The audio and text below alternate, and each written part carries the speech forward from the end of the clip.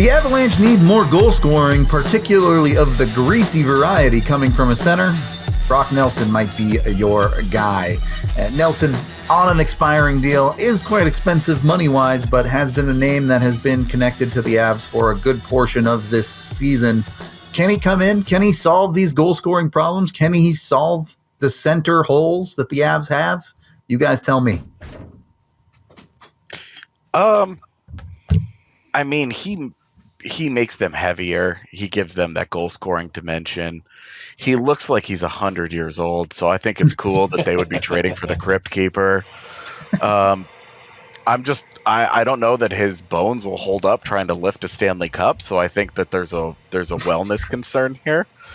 But honestly, like, you look at the players, you know, his most common line mates have been in New York this year with his little bit of a downturn in production? Kyle Palmieri and Maxim Siplikov. I don't. Those are two line mates for sure.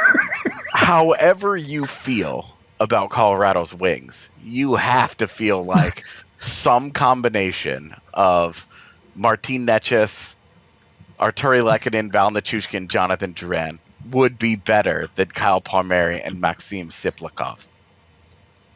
So you're putting him in a better situation. He's got a bunch of goals that he's scored in his career. He's been a 30-goal scorer the last few years. That might be one of the reasons he's a little bit down this year. A good all-around player, and he brings heaviness to him. He brings heaviness to the game. Not going to confuse him again with Trent Frederick, who's kind of like the beast that we keep referring to here in these videos, but not that kind of physicality, but a good, solid, strong all-around player. And pure rental, right? Pure rental. There's no way the Avs are signing. That's the worst kept secret. I don't know if it's true, but everybody's saying he's going to Minnesota.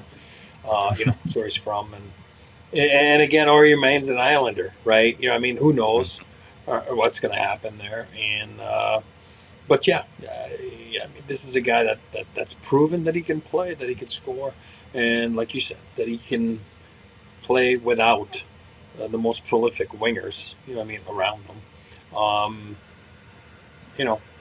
Again, people kind of say, "Oh yeah, Middlestat, sure, but you're talking about an older guy that probably not going to sign with you. You know what I mean? So somewhere, somehow, you got to figure out where you're putting him, and you don't just get rid of someone. You know what I mean? And the guy's there for 17 games or whatever it is, and who knows how long in the playoffs. So it's a tricky one in that sense, but certainly a good player if he is made available by Lou Lamoriello of the New York Islanders. I don't know how much value there is in this, but a guy that has some good intangibles too, right? You're talking about one of the leaders on that Islander team. Does that matter to the Avs that much? Maybe, maybe not. I don't know. I'm not going to try and read too much into that. What I will say on the negative side, it's going to cost extra to get that price off of $6 million. You're going to have to pay for the retention there if you're Colorado, or you're moving a contract out to balance it. Yeah, I don't. Colorado is pretty asset poor, and they sure are. knowing that he's walking in the off season. Even if he's not, are you going to give this guy a 3-year deal?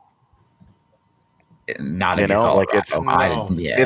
it's a serious concern when his play driving has been down the last couple of years, and the goal scoring is where so much of the value comes from. As soon as that starts to slip, you're paying for that decline. Yeah.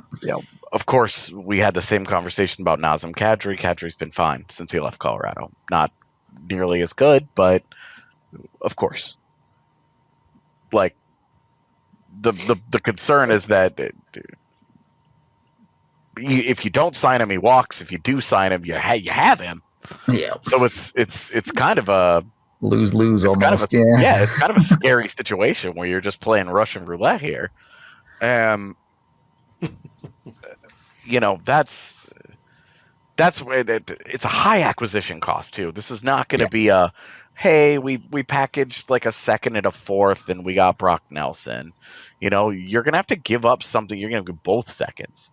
Yeah. And probably a prospect because you don't have the first. You're not giving him a 2026 first for that. And then you're going to turn around and watch him go be the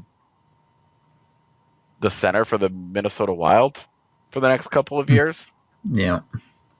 Tough price. Yeah. While the Islanders use your draft picks, like it's just not going to feel very good. And that's like if I really in my heart of hearts felt like the Avs were just a Brock Nelson away from being a serious Stanley Cup contender,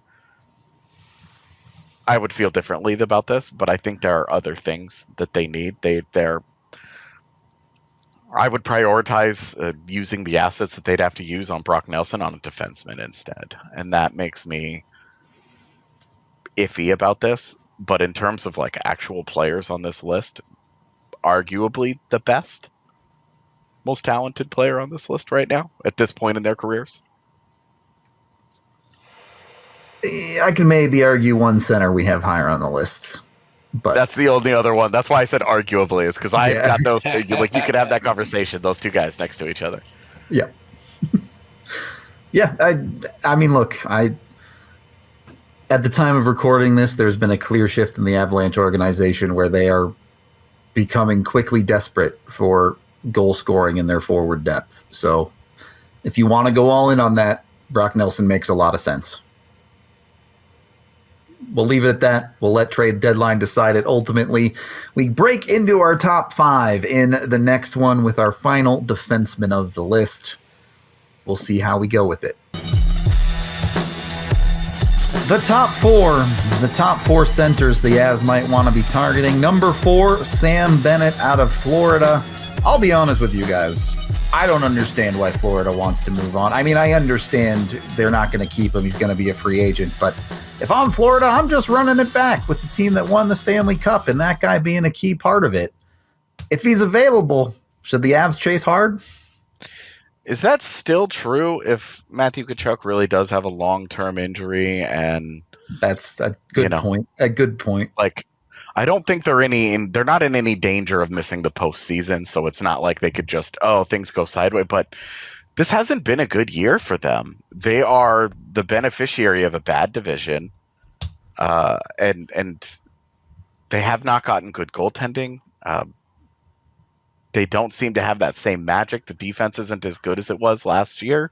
True. Like it just seems like if you were ever going to make a move like this, and this would not be a futures deal.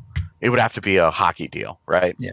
This would have to be a Casey Middlestat goes for Sam Bennett. Like they get somebody in their roster that they like, that they think can help them.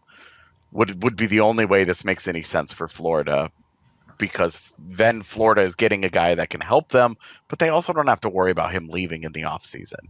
This entire concept of he's our own rental is idiotic. I hate it. I hate when people say it. He's our own rental. You've had him the entire season. Not a rental, for sure. Yeah, like, stop. So, anyway, semantics aside, Bennett is lower on my trade deadline board, but he's at the top of my free agent board for the Avalanche, regardless of what happens with Casey Middlestat. Regardless of any of the other decisions they make, he's the guy that I'm going to be saying they need to go out and they need to push hard for this guy in free agency, because they need a psycho. They missed that with Nazem Kadri. Yep, I agree. And you're right. And look at last week at Four Nations. He's a gamer. He just is. Big games, he's there.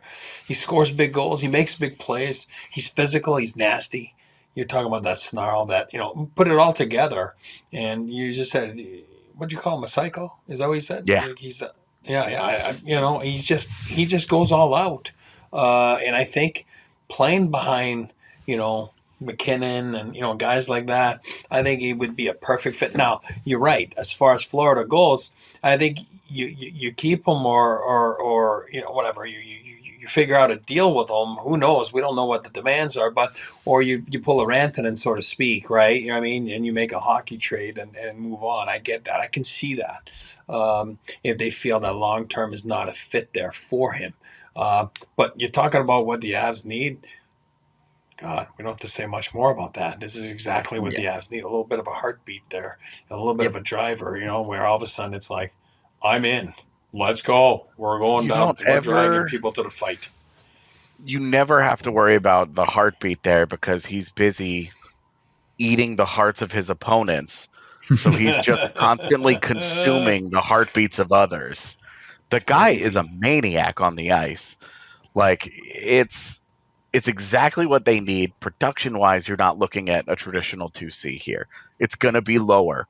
But you're talking about a 20-goal guy, and you're going to surround him with Val Nichushkin, Jonathan Drouin. Like, you would surround him with playmakers and guys that are also going to the front of the net with him.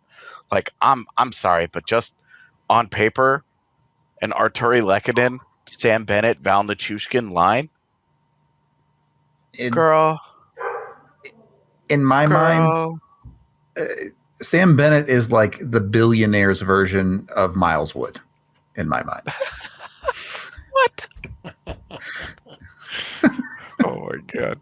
Does that makes Miles Wood the great value version of Sam Bennett? the Kroger brand Sam Bennett. Yeah, exactly. Yeah.